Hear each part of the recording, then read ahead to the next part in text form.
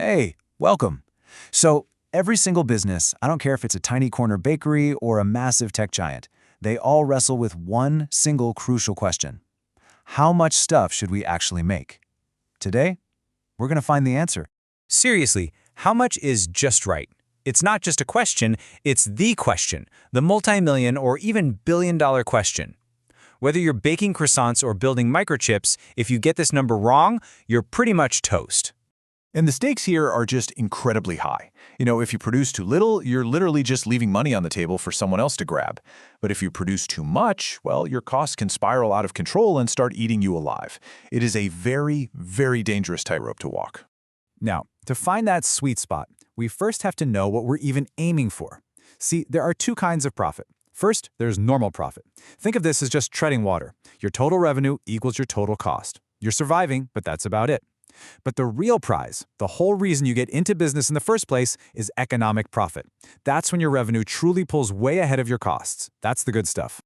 Okay, but before we can even think about hunting for maximum profit, every business has to know its absolute survival thresholds. This is the most fundamental choice. Do you keep the lights on, or is it time to shut the whole operation down? So first up is what we call the shutdown point. Just imagine the price you're selling your product for only covers the raw materials for that one item, like just the flour and butter for one more croissant. If the market price dips below that, you're now losing money on every single sale. At that point, it's actually smarter to hit the emergency brake, stop production, and just focus on paying your fixed costs like rent. Now, a step up from that is the break-even point. This is a much better place to be. Here, the price you're getting covers everything. Not just the ingredients, but also your rent, your salaries, the whole shebang. You're not making any extra profit yet, but you're not losing a dime either. You are officially viable. You're in the game. And you can see exactly what I'm talking about here. At that lower price, P0, the firm is just barely hanging on, hitting its shutdown point. But if they can sell at that higher price, P1, they reach a totally new equilibrium where all their costs are covered. That's the break-even point. It just goes to show how critical pricing is, not just for profit, but for pure survival. All right, so with those survival rules established, let's start the real hunt for maximum profit. We're going to start with the big picture view, just comparing the total money coming in versus the total money going out. So check this out. This graph tells a really cool story. That straight line climbing up, that's our total revenue, all the money we're making. And the curvy line, that's our total cost, all the money we're spending. The secret to profit, the whole game, is finding the biggest possible gap between these two lines.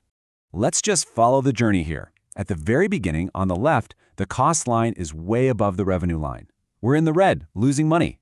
Then right at point B, the lines cross. That's our first break-even point. And now we're in the profit zone. Revenue is higher than cost, the gap is growing, we are finally making money. But watch out, if we produce too much, costs start to ramp up again, and eventually we start losing money on the far right side. So, when you look at it this way, the goal is actually beautifully simple. Find the one spot where that gap between total revenue and total cost is at its absolute widest.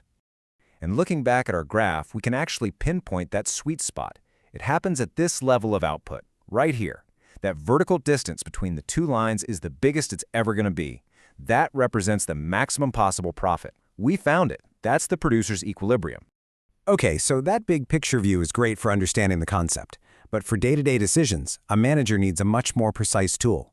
And that's where the one more unit rule comes in, using what economists call marginal revenue and marginal cost.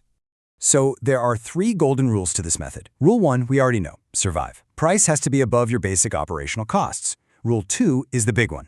You produce right up to the point where the money you get from selling one more item, that's marginal revenue, exactly equals what it costs you to make that one more item, that's marginal cost. And rule 3, and this is a crucial detail, when you find that point, the cost curve must be on its way up, not down. Okay, so looking at this graph, the flat line is our marginal revenue. It's the price we get for each unit.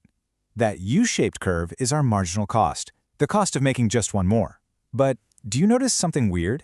The lines cross at two different points. So, which one is our sweet spot? They both seem to satisfy rule number 2, right? At both points, marginal revenue equals marginal cost. So how in the world do we know which one is the real sweet spot for maximizing profit?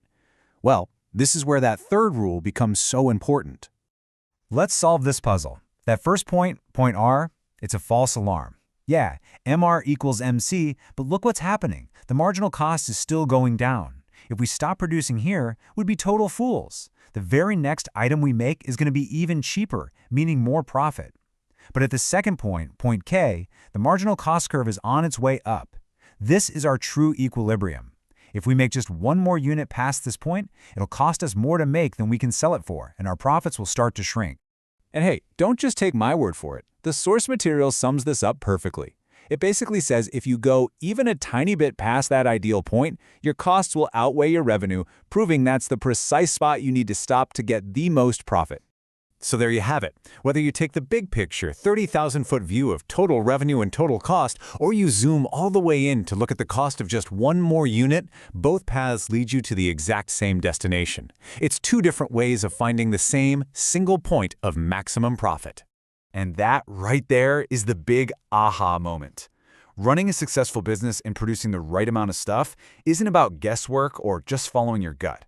It's a disciplined, logical search for that perfect point of equilibrium, where a business can truly be its most profitable self. But of course, this entire model assumes a stable, kind of perfect world, which leaves us with a really interesting question.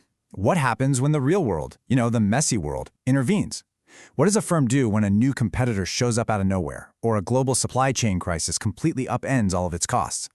How does that disciplined search for equilibrium change then? Well, that sounds like a topic for another day.